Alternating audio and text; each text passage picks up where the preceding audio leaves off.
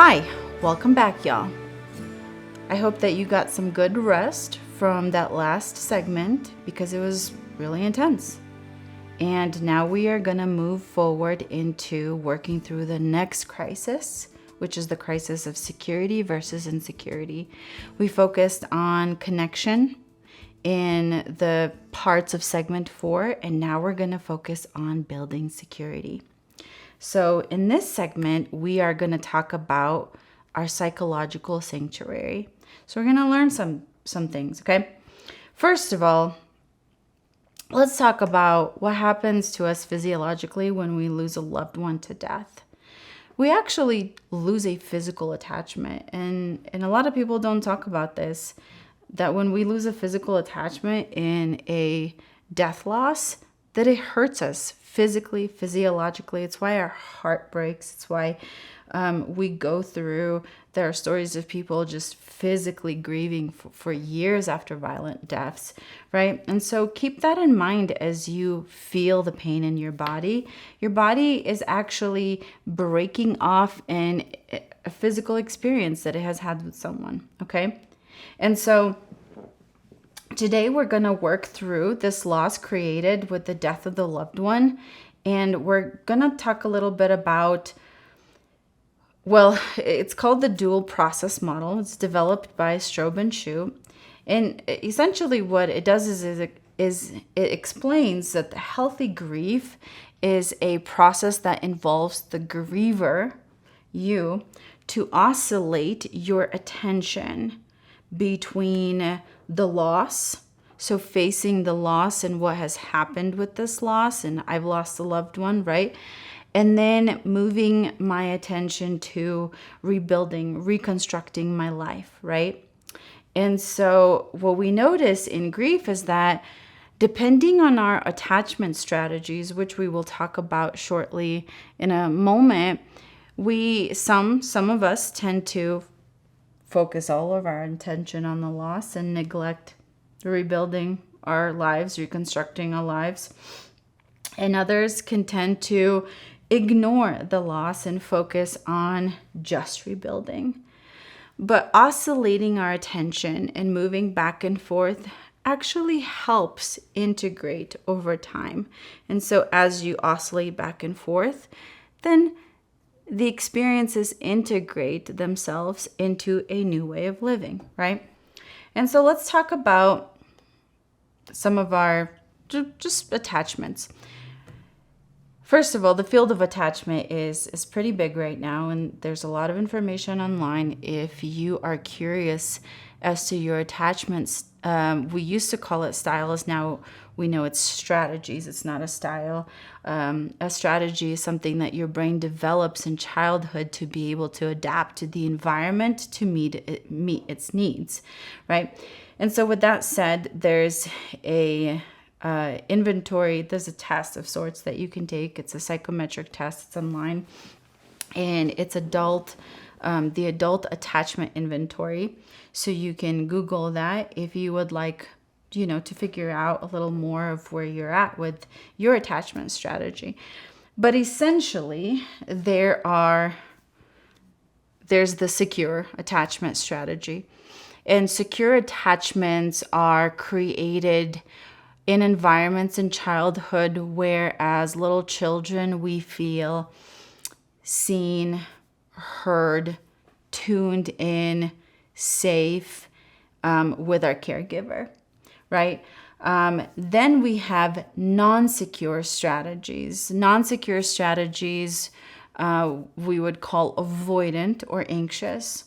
So as a child, I may create an avoidant strategies. I'm going to avoid any form of when an emotional need arises.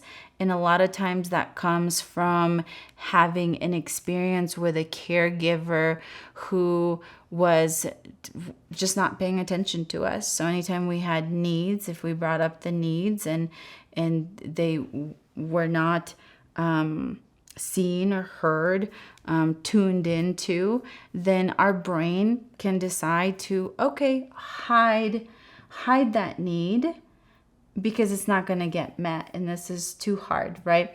And so avoidance strategies tend to avoid emotional difficulties, avoid emotional stressors, and just like, I'm going to focus here. Then we have our anxious strategies. Anxious strategies are when, as a child, to get our needs met, we would create more noise. We would cling to our caregivers. We would, create some form of, and this looks different for everybody, but we would create ways of getting attention so that our needs could be met, so that we can find security. And so then the fourth one, and I'll talk a little bit about how these work together, we call it disorganized attachment. And disorganized attachments tend to be created as strategies of in environments where there was some form of terror or fear, and therefore our brain would learn to split or disorganize. So I'm going to say something here. All of these strategies are much more intense and much more complex than what I'm sharing, okay? And so with that said, don't just attach yourself to one strategy. Chances are that we have all, or most of us have all, experienced ourselves secure, avoidant, anxious. And then there's some people who've experienced being disorganized. Disorganized is kind of like I want to go towards security and I want to run away from it. And so a lot of times that's created in childhoods where the safe person in some ways created fear in us or terror in us, okay? And so our brain would want to run towards security, but that same person would cause terror, so we'd want to run away from it, right? And so it's a very disorganized attachment strategy. So if you find yourself here, there's a lot of great literature that you can read to identify or maybe pinpoint of what's going on with your experience. I would highly recommend that you discuss this with your therapist, though, because ultimately the attachment strategies that we tend to create in childhood tend to be activated in adulthood during crisis or difficult experiences. So with that said, let's talk a little bit about then how we use our strategies in oscillation between loss and rebuilding, right? If I tend to be more avoidant of emotional triggers, difficulties, crises, I may have a tendency to move away from looking at the loss. I'm going to maybe ignore the loss, deny the loss, not look at the loss, right? And if I have a tendency maybe to be a little more anxious, right, I'm going to linger with the loss, stay with the loss, and not oscillate and move my attention to the rebuilding. A healthy way of working through grief is to oscillate. And what we want to do in this segment is identify maybe where am I, right? Am I more avoidant? Am I more anxious? Am I both? Am I more secure? And so I'm noticing that I'm actually doing pretty good with this. And so attached to your PDF will be a little more information on different attachment strategies and the unique elements that come along with both focusing on the loss and then focusing on rebuilding. So what I would like for you to do with this segment is take some time to look over the information provided on the PDF and identify yourself. Where are you now? Are you more likely to be avoidant or anxious or in the middle? Where do you find yourself right now? Are you in the loss orientation or are you in the rebuilding orientation? And so ultimately, why this is important is we want to move ourselves to become more securely attached. Secure attachments, they regulate and calm the body. And when we feel internal security, we are more creative in exploring, and we can take care of the people in our life better without losing ourselves in that, right? So, with this said, I want you to take a moment and pause this video and identify where you are on the worksheet, take some notes, and then put this video back on and we will talk about mentalizing. So now that you have identified yourself on the worksheets and taken some time to make notes about that, let's talk about the technique of mentalizing. So mentalizing is the ability to know and be aware of your own thoughts and feelings, and also to have the ability to be aware of others' thoughts and feelings, and to know that there's me and there's you, and we are two different people, and we link based on our form of relationship, right? So, for example, my friend may have lost a loved one to violent death. And when I mentalize, I am aware that I have my own thoughts, my own feelings when I listen to my friend's story. But I'm also aware that my friend has her own thoughts and her own feelings with her own story.